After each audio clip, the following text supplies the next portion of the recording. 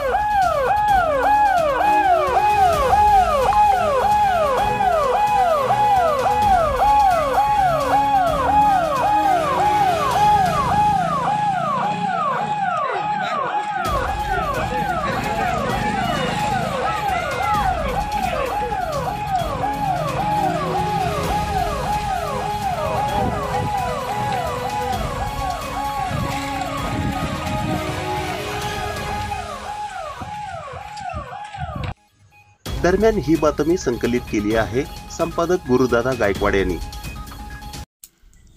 ताज्या घडामोडी पाहण्यासाठी आजच महाराष्ट्र सुखदेव न्यूज या YouTube चॅनलला लाईक आणि सबस्क्राइब करा। ताज्या घडामोडी पाहण्यासाठी आजच महाराष्ट्र सुखदेव न्यूज या YouTube चॅनलला लाईक आणि सबस्क्राइब करा।